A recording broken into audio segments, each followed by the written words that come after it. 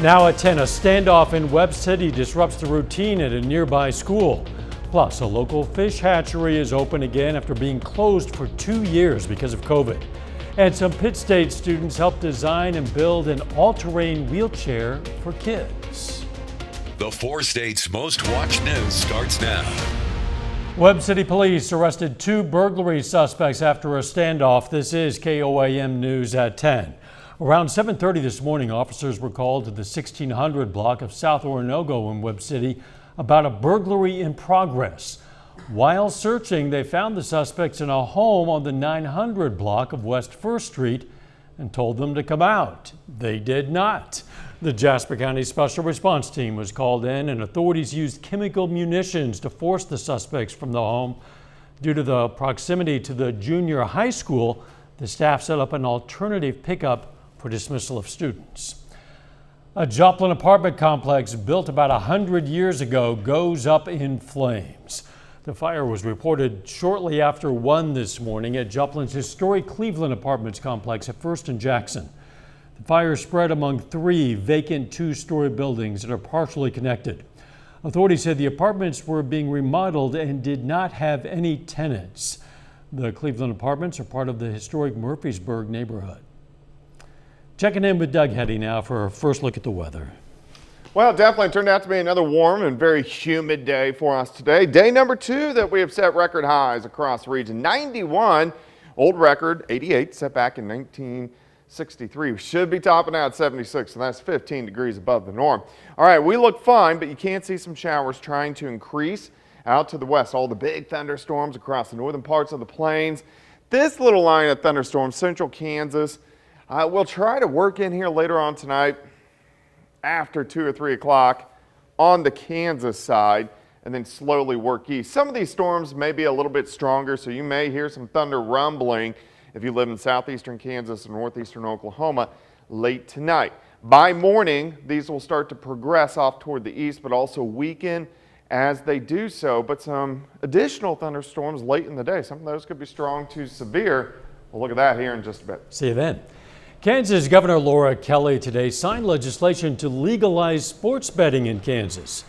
The new law will allow people in the state to use phone or computer apps to bet on sporting events and to place bets at state-owned casinos, though it's not clear yet how soon the wagering could begin. Most of the state's share of the revenues from the new gambling will go to efforts to lure the Kansas City Chiefs from Missouri to Kansas. Students at Joplin High School staged a walkout today in support of abortion rights. Students who chose to participate walked out of class at noon and met at the campus flagpole. The walkout is in response to a leaked draft opinion from the Kansas Supreme Court suggesting the landmark abortion rights case Roe v. Wade might be overturned. Missouri is one of several states that are set to restrict or completely end access to abortion if Roe v. Wade is struck down. After about 45 minutes, the students returned to class. Southeast Kansas residents just got a bit more connected. Thrive Allen County has opened the Allen Community College Trail.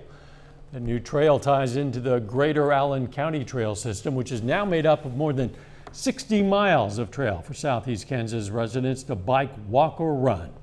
The addition at Allen Community College is the newest one, but far from the last.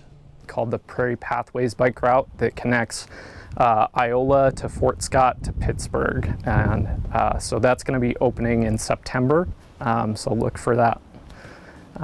We're also working currently at Allen County Regional Hospital and as well with the city of Iola to look at another potential trail. All trails are free and open to the public. A local fish hatchery reopens after a long hiatus. The Neosho National Fish Hatchery welcomed visitors to celebrate their reopening after being closed for 2 years due to the pandemic. They discussed the upcoming season and events. You are here when it's open. We have wonderful displays inside, some videos about how we raise the fish. There are tanks inside that you can climb underneath and pop your head up and feel what it's like to be in the tank with the fish.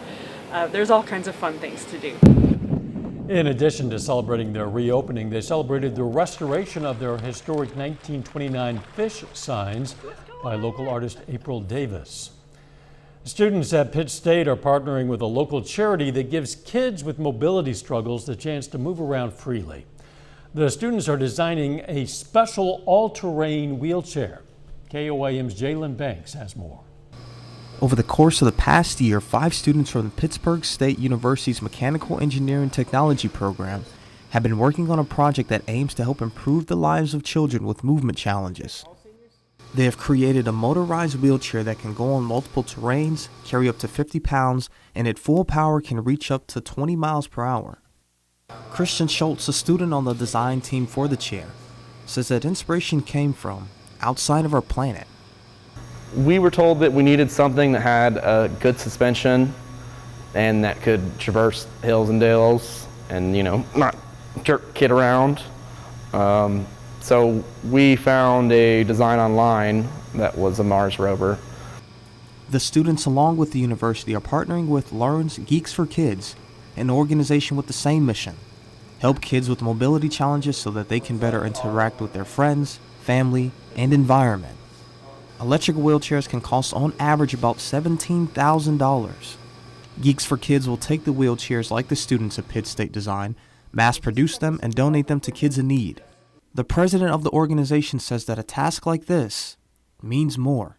Sometimes in our real jobs, like in my real job, I run a software development company, and the things that we build, I hope, make businesses run better.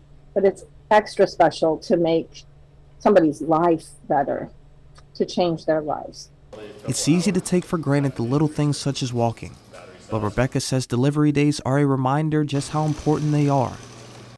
Delivery day, when we give the cards to the children, is kind of like Christmas on steroids. In Pittsburgh, Jalen Banks, KOAM News. That chair is going to be officially unveiled on June 4th in Kansas City. American Legion Post 13 in Joplin handed out some awards today. They were presented to Cadet Lieutenant Colonel Maury Baranek for the Scholastic Excellence Award and Cadet Major Deaton Watkins for the American Legion Military Excellence Award. It makes me really proud, and it makes me know that my hard work has paid off, because I've had to stay up till 2 a.m. doing homework a lot, so. The awards were given at the Joplin Regional Airport.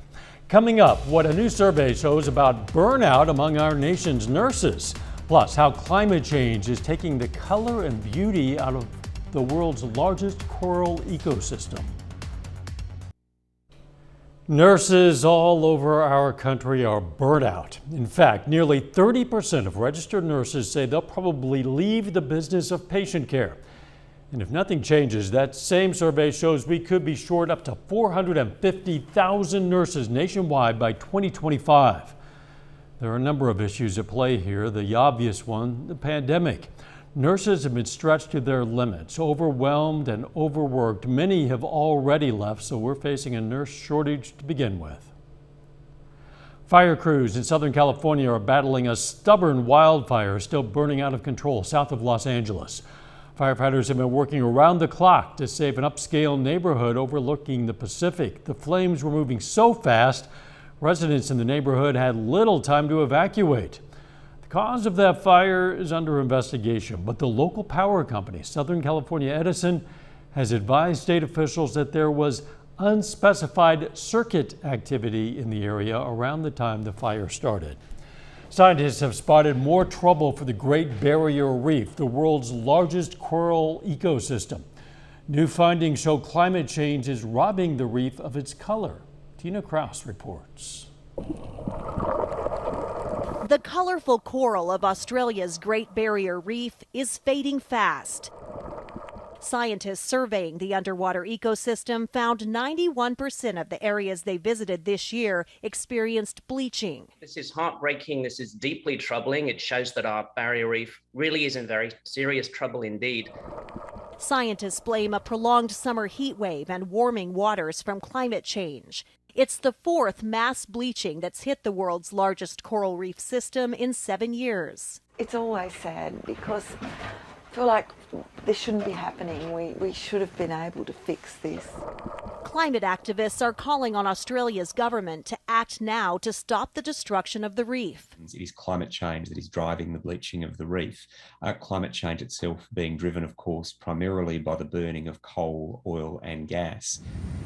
Scientists hope most of the coral can recover, but say the survival of the reef is in jeopardy. If we're to have any shot of a living reef in future, we have to be bringing emissions down very quickly through the 2020s. One of the world's greatest underwater treasures is depending on it. Tina Kraus, CBS News. The United Nations cultural organization UNESCO is considering downgrading the Great Barrier Reef's World Heritage status because of the damage from climate change. A little bit later, how volunteers with a local organization work to beautify Joplin Park. Plus, we have some more thunderstorms back in the forecast. We're going to look at that coming up.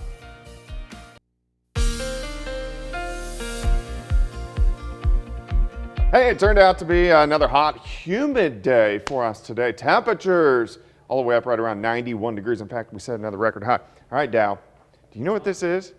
Looks like dust. It's a haboob.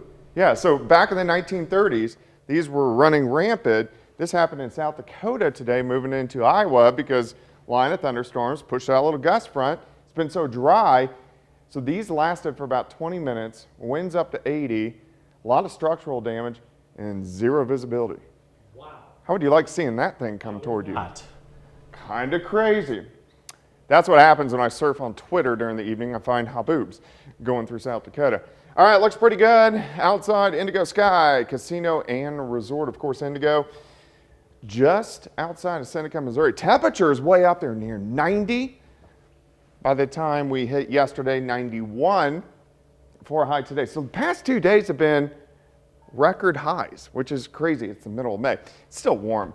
Mid to upper 70s. Here's 7th and range line. It feels kind of gross out. 77. Humidity 60%. All right, we've had clear skies. You can see some showers out to our west. All the big thunderstorms, northern plains, down through central parts of Kansas. Now, this little line and then this little front little line will try to flare up after midnight, which will give us some scattered thunderstorms, mainly on the Kansas and the Oklahoma side after midnight tonight. I'm not expecting anything too strong or severe. In fact, let's go through time. So here's 2 o'clock in the morning, a couple little guys popping up, western counties flaring up a bit, 5, 6, 7 o'clock in the morning. Again, these are mainly west of the metro, west of Pittsburgh. Some of these could be a little stronger. You're going to hear some thunder, see some lightning. These will continue to slowly work east. Through the morning hours should get near the state line by 10, 11 noon. They'll pretty much fall apart, so I'm not worried about any of these being severe, but a couple of those could be a little bit stronger. Get some sunshine in the afternoon. We warm up 83, 84, 85 degrees.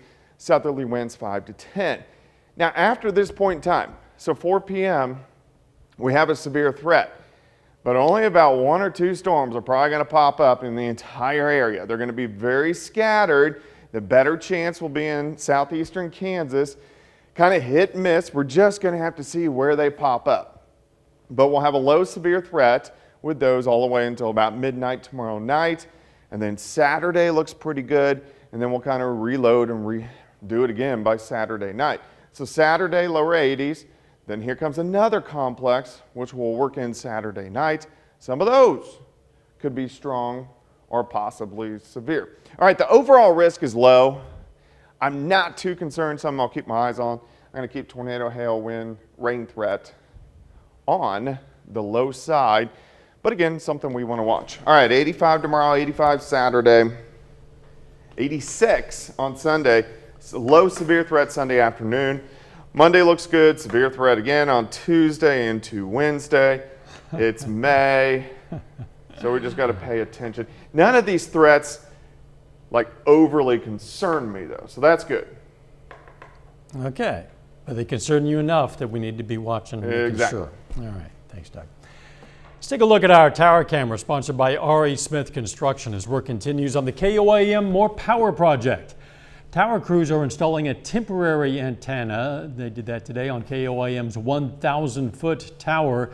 The FCC approved KOAM TV and Fox 14 to increase the station's transmitter power and antenna strength. There are several elements to this project which could take until the end of June to complete. Part of the project is to take down the shorter 500-foot tower. You can check out the progress anytime on our website. That's koamnewsnow.com/power. With the warm weather today, a local Joplin organization got out their gloves and green thumbs. Joplin Arts Council took on a project to renovate Spiva Park. With the help of a real estate firm, Kellen Williams, in the form of a grant, they did just that. They say it's the prettiest park and it should be treated as such. I told them the situation here at the park. It's been kind of neglected over the years. New plantings have not replaced when things died, and it's just a lack of the labor force and income to do that for the city to put the money into this park. Some renovations included taking out dead plants, trimming, and switching flowers with new varieties.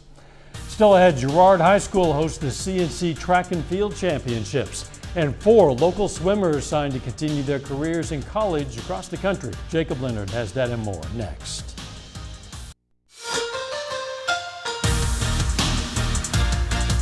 Pittsburgh State Gorillas are in the Final Four in the MIAA Conference Tournament. The Gorillas hit the field tonight in Edmond, Oklahoma, facing Northeastern State. The winner of this one moves on to face Washburn tomorrow morning.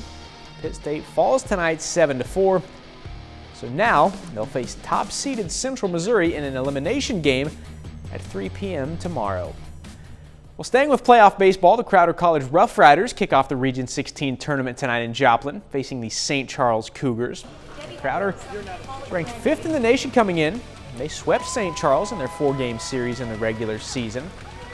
Top of the 3rd, Connor Hutchings hits a line drive over the second baseman's head there. Run scores for St. Charles. They go up 3-0. Bottom half, though, Jackson Cobb puts one in the left field corner. Gavin Glasgow dives home. He is safe. Big play for the Rough Riders. They take a 4-3 lead. Now, later, Kenny DiClemente gets a good piece of this one, all the way up and out for the home run. Crowder gets it done tonight over St. Charles, 13-8. The Crowder softball team, they've already won a regional championship and earned their spot in the Midwest District Tournament. The Crowder hits the road to Iowa this weekend, where they will face Indian Hills. Now, the Rough Riders head into the weekend with a 51-8 record. If they're able to win this weekend, they'll earn their 10th trip to the national tournament in program history. Crowder as a whole has a target on our back, just because we're the team that we're the loudest. We go 100% all the time, and I think that it's intimidating. I think this is probably one of the most talented groups we've had. We have so many versatile players. We could put anybody just about anywhere. As a pitcher, it's good to know that if I'm doing my job pitching, they're doing their job hitting 1 through 9. We've had all the talent all year, and then right now is the prime of we've all been putting it together and playing for each other, and it's been a very family-like atmosphere lately. We have 4 local swimmers signing this evening to continue their careers in college. Now, all 4 are from Southwest Missouri, but they're all either homeschooled or come from schools that don't have swimming programs. Now, here they are. They're all going to 4 different places. Travis Griffin signs to Quincy University in Illinois, and Jack Rosebaugh will stay in Missouri, signing to William Jewell.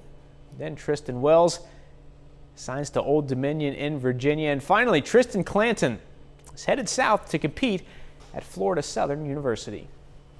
When I went down there for a visit, it just kind of felt natural. And I really liked the team, and they felt like they would push me to be a better swimmer. The swim team would be very nice to me, actually treat me like a person, not an object. I wouldn't be anywhere in my life without this club and Sean and Brian and Nate. When I visited Quincy, I just could tell that was kind of the one for me. It was very welcoming, just the right size, just about. The coach was very friendly. Goals are definitely to do well at conference champs, do well among my team, and motivate the other teammates. Mostly because of team camaraderie. It was like a whole team was a family, and they kind of included me in everything they did on the visit. It is postseason time for local high school track and field. Now, Girard High School hosts the CNC League Championships this afternoon.